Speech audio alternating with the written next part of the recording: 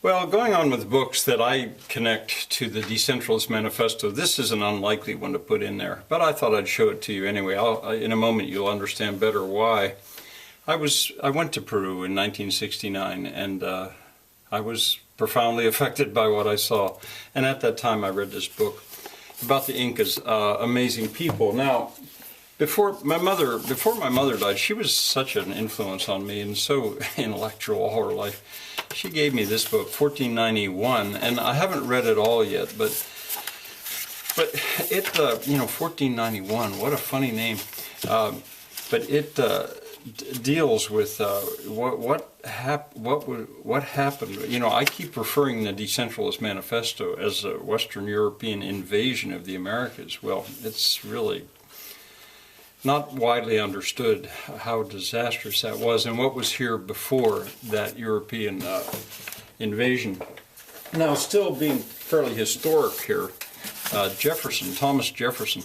I wanted to say something about him because he, I'm not going to put him on a pedestal by any means, but I think he was decentralist in a way. I mean, a rich man, but of the American presidents, his ideas were not really embraced. I mean, had they been so, I think our history might have been more decentralist.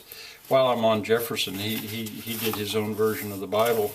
He shortened it. He edited the Bible. But anyway, now here is something huge.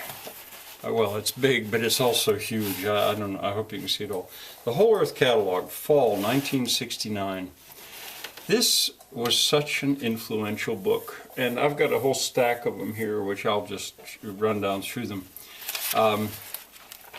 Access to tools, I mean, there's just no doubt it profoundly affected me. No doubt about it, and not only me, many others as well.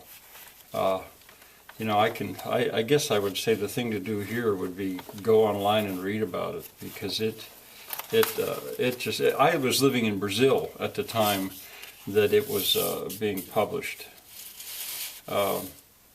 And then they stopped the publication. I tore this out. I must have ordered it or something. And I got every one for a while.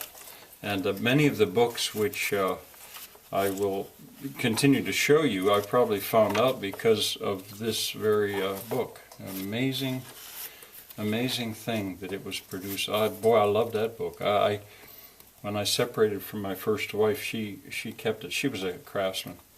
I'd like to get that one again sometime. Well, I suppose you could still get those. Well, here's a whole stack of them. Whole stack of them in terrible shape. You know, here's spring. Get out of here, Ken. Here's spring of 70. They weren't actually meant to be fall of 70. And there were the supplements. I need to take some time to go through them, because even though these are in such terrible shape, they're still good stuff. Here's 71. And then the last supplement, when they finally just stopped, this last supplement they called it. By now, some wonderful essays in here. Wendell Berry. The guy Mennonite told me, hey, you remind me of Wendell Berry. I was so flattered.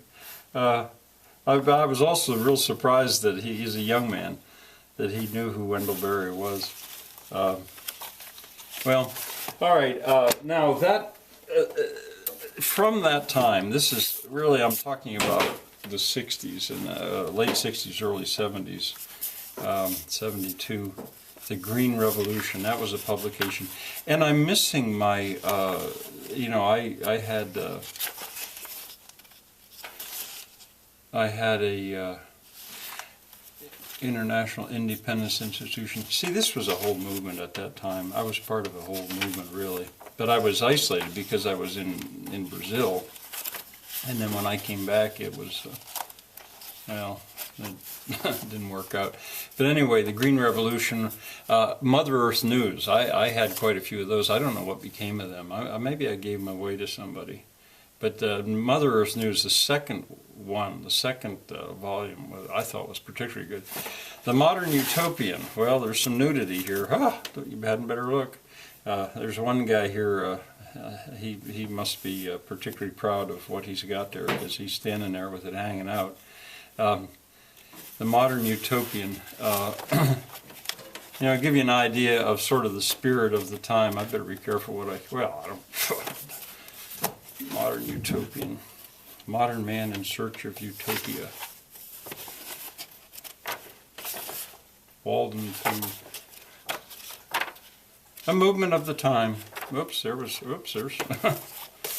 And what's this? This is Modern Utopian. I'm not going to keep flipping through the pages, but you know, the whole hippie commune thing, it's absolutely related, but pretty much failed. You know, but there's some argument that it's time to come around again. And I guess finally I'll show you this. I took this very seriously. The farm where I live now was the family farm, and I tried very hard to convince others to make it what's called an intentional community here, instead of just being the property of one person, to make it an intentional community. Now I've sort of settled into the idea that maybe it will be a museum, so I can show what could be. I don't know. But anyway, Community Land Trust, a guide to a new model for land tenure in America. And it gives, you know, the legal, here's 1972's Cambridge. That's where Harvard is.